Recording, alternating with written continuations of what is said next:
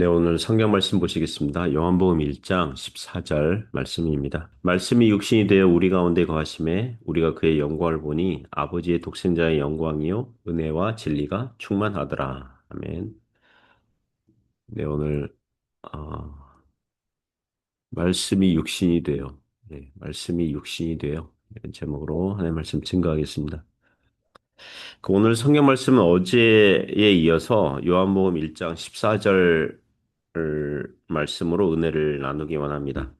성탄절의 교훈은 뭐니 뭐니 해도 성육신의 신비와 은혜를 보는 것입니다. 영원부터 존재하시고 역사하시던 삼위 하나님 중 제2위이신 성자 하나님께서 사람이 되신 사건입니다. 어제 말씀에서 제가 말씀드리기를 하나님으로서 존재와 본질을 유지하신 채로 성자 하나님께서 육신을 취하셨다고 말씀드렸습니다. 요한복음 1장 14절에서 그 말씀이 육신이 되셨다고 하셨을 때 육신은 단어 자체가 부정적인 성경에 종종 부정적인 뜻으로 사용됐거든요. 죄로 부패한 인간의 본성 또는 죄를 좋아하는 경향을 뜻하는 단어로 쓰임새가 많았는데 그렇다 그래가지고 예수님께서 잉태하셨을 때 죄가 침투당한 상태는 아니라고 하였습니다. 성령으로 잉태하셨고 또한 예수님은 하나님이시기도 하시니 여자의 태에서 잉태되었다고 하더라도 죄는 없으시다고 말씀드렸습니다. 그리고 육신이란 단어가 종종 사람의 몸을 뜻하여서 오해되기 쉬운데 인간의 영혼은 제외된 채 영혼은 빠진 채의 인간의 육체 몸뚱아리만을 얘기하는 게 아니라 여기서 육신이 되셨다. 여기서는 전인적인 요소, 즉 인간의 영혼과 몸을 다 입으셨으니 예수님은 100% 하나님이시자 100% 인간이라고 말씀드렸습니다. 그리고 어제 시간상 부족해서 말씀드리지 못했는데 성자 하나님께서 육신이 되신 사건은 그 기간이 잠시만이 아닌 거죠. 이 땅에서 예수님께서 지상 사역하시는 동안만 육신을 입으신 것이 아니라 영원히 입으신 줄 믿습니다. 말씀이 육신이 되어 이 헬라어로 에게네토라는 단어를 사용하는데요. 그 시제가 부정과거 시제예요. 그러니까 부정과거, 이게 정해지지 않은 과거, 어느 시점에 발생한 부정과거 시제. 부정과거 시제는 과거에 한 번 발생한 사건이 영원히 변함이 없는 결과를 가져오는 사실을 말할 때 사용하는 시제입니다. 성자 하나님께서 육신이 되신 사건은 잠시만 그리하신 것이 아니라 영원히 육신을 입으신 사건이란 뜻입니다. 우리 예수님은 육체로 오셨고 육체로 고난 받으셨고 육체로 십자가에 죽으셨고 육체로 부활하셨고 육체로 승천하셨으며 육체로 재림하실 거예요. 그리고 새하늘과 새 땅에서 육체로 우리와 영원히 동행하실 것이고 동거하실 줄 믿습니다. 즉 성자 하나님의 성육신 사건은 영원히 육체를 입으신 사건이라는 거예요. 왜요? 누구 때문에요? 우리를 위해서 그러신 겁니다. 그리고 참고로 오순절날 성령께서 강림하셨는데 믿는 신자들에게 강림하신 것이고요. 믿는 신자들의 마음과 영혼에 내주하신 사건도 영원히 그리하시는 것입니다. 성령께서 우리와 임마누엘 하시는 내주하시는 사건은 우리가 이 땅에서 신자로 사는 동안만 하시는 게 아니라 새하늘과 새 땅이 오더라도 천국에서 성령께서 우리 안에 내주하시는 것이 영원히 그리고 동행하실 거예요. 왜요? 누구 때문에요? 우리를 위해서, 믿는 신자들을 위해서 그리하신 줄 믿습니다. 그러한 성경 교훈과 진리들을 생각할 때 정말이지 왜 날 사랑하나? 우리가 뭔데 이렇게 사랑하시는가? 그 신비한 사랑과 은혜에 감사할 따름인 것입니다. 그러면 오늘 요한복음 1장 14절 나머지 구절들도 더 설명드리고 말씀드리겠습니다. 첫째 교훈은 예수 그리스도는 우리와 영원히 함께 하신다고 말씀하고 있습니다. 요한복음 1장 14절 보시면 말씀이 육신이 되어 우리 가운데 거하심에 우리 가운데 거하심의 이 헬라어 단어가 에스케노센 그래가지고요. 구약 성막에 하나님께서 거하시다를 연상케 하는 단어라고 합니다. 이 요한복음의 본래 의도는 예수님께서 이 땅에 오셔서 제자들과 함께 마치 장막에 거하시듯, 이 장막 그러면 이게 잠시 거하는 거잖아요. 그죠? 장막. 이 지상 사역의 시간 동안만 거하셨다는 뜻이죠. 고린도후서 5장 1절에도 이 땅에 있는 우리의 장막집이 무너지면 이렇게 얘기하잖아요. 우리 장막. 예. 그 고린도후서 5장 1절에서는 사람의 육체와 생명의 임시성을 말할 때 장막에 비유했습니다. 그러니까 요한복음을 기록한 사도 요한이 그의 복음서를 기록할 시점에는 예수님께서 이미 부활 승천하신 이후거든요. 예수께서 제자들과 함께 거하시던 시간을 회상하면서 우리 가운데 거하실 때에 그죠? 우리 가운데 거하셨었다. 우리 가운데 거하셨다. 잠시 지상 사역 33년 동안 하셨으니까 잠시 거하셨다. 그런 원래의 그런 의도예요. 자, 그러면 여기서 우리가 이런 질문을 할 수 있죠.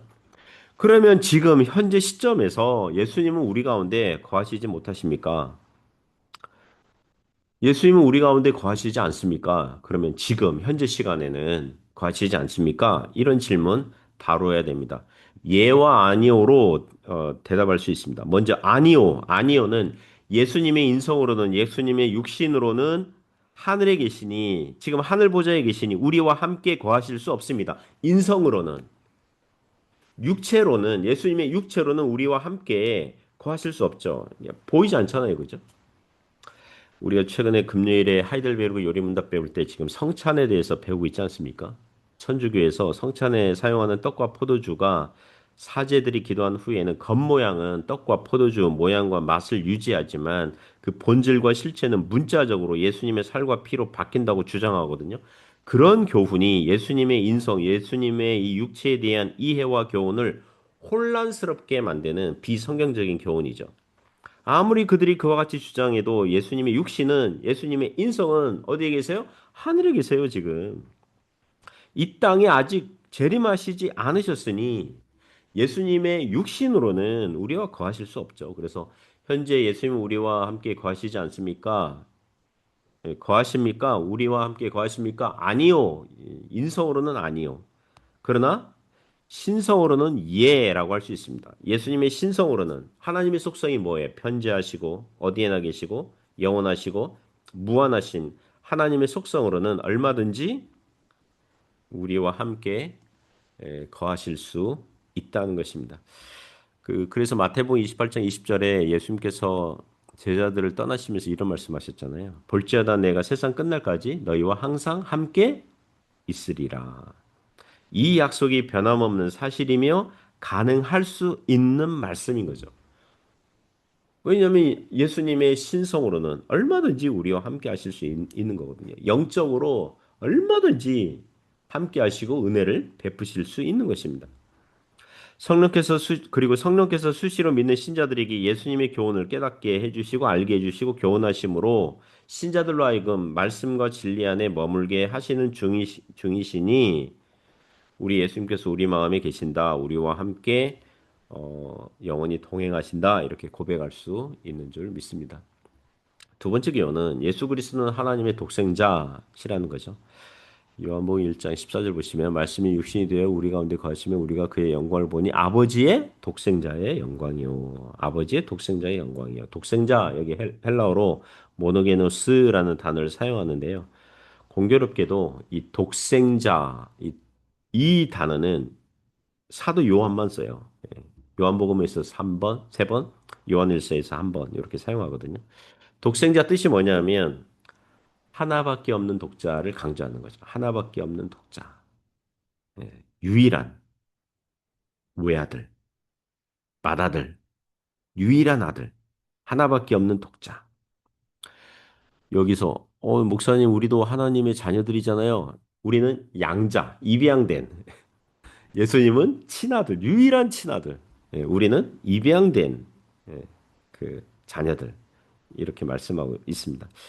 그 요한복음 1장 18절에도 비슷한 사상과 개념 말씀하거든요. 본래 하나님을 본 사람이 없으되 아버지 품속에 있는 독생하신 하나님이 나타내셨느니라.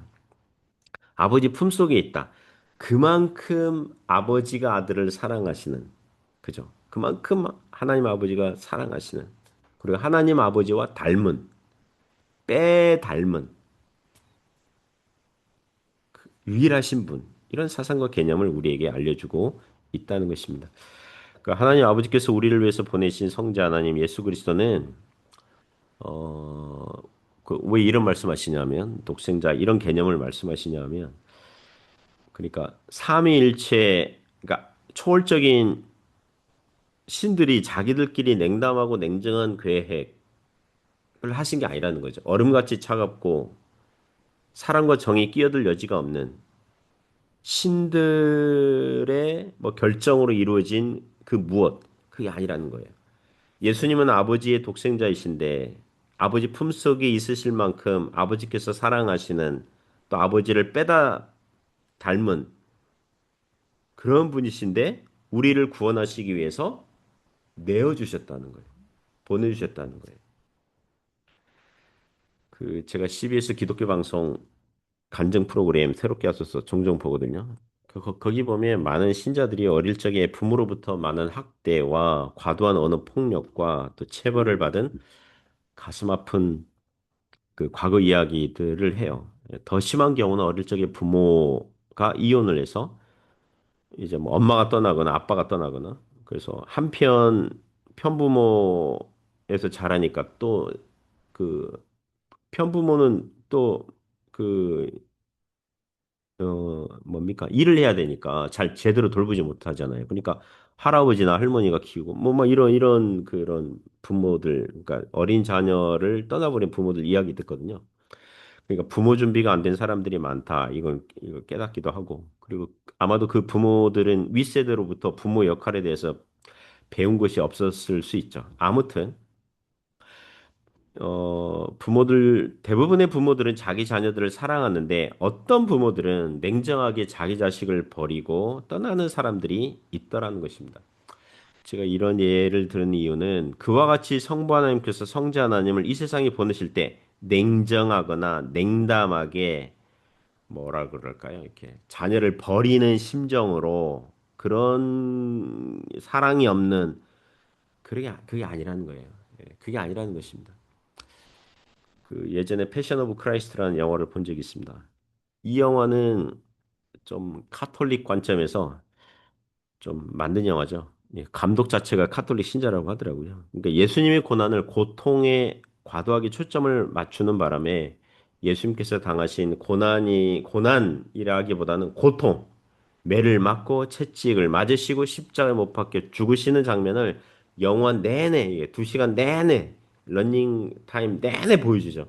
그래서 그리스도의 고난을 고통이란 주제로 너무 좁게 만들었다. 이렇게 비판을 받는 영화입니다. 그래도 이 영화에서 제가 이 영화 보면서 인상 깊게 좀 칭찬해주고 싶은 인상 깊게 본 장면이 있습니다.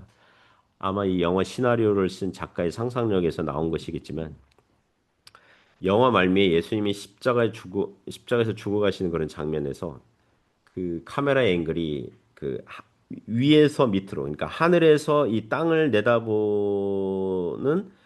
내다보시는 성부 하나님의 관점 그거를 얘기하는데 앵글이 막 흔들려요. 흔들린 다음에 물방울이 되어서 뚝 떨어져요.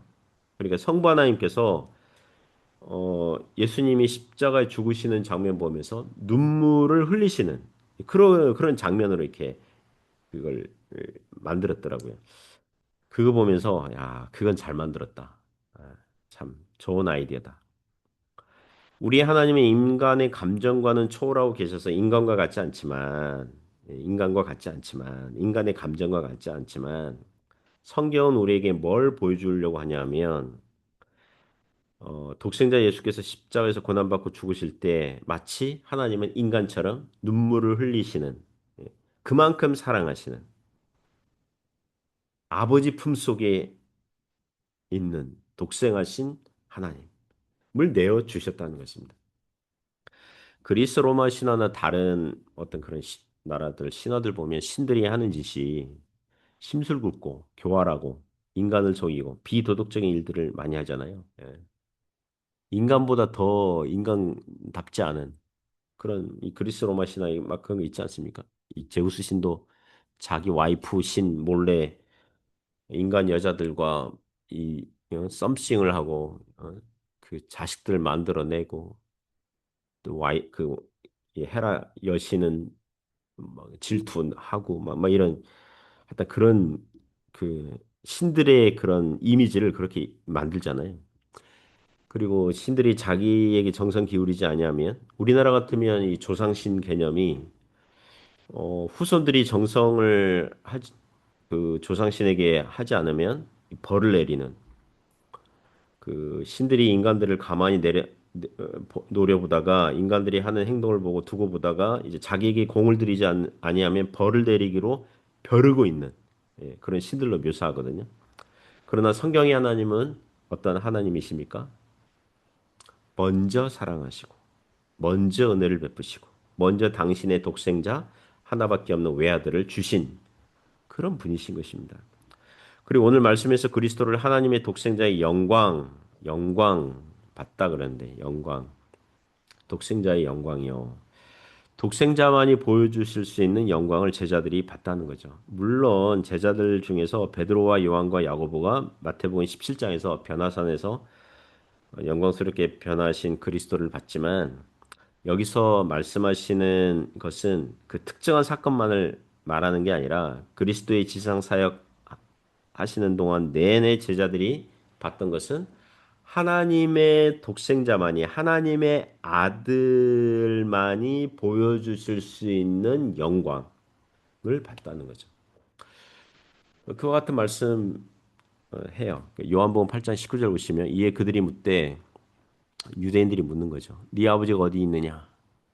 예수께서 대답하시되 너희는 나를 알지 못하고 내 아버지도 알지 못하는도다. 나를 알았더라면 내 아버지도 알았으리라. 요한복음 14장 9절에서 빌립이 예수님에게 그 하나님 보여주세요. 막 이러잖아요. 그러니까 예수님께서 말씀하시죠. 예수께서 이르시되 빌립아 내가 이렇게 오래 너희와 함께 있으되 네가 나를 알지 못하느냐. 나를 본 자는 아버지를 보았거늘. 어찌하여 아버지를 보이라 하느냐. 아버지와 아들은 닮았어요. 예, 닮았어요. 빼다 닮았다고요.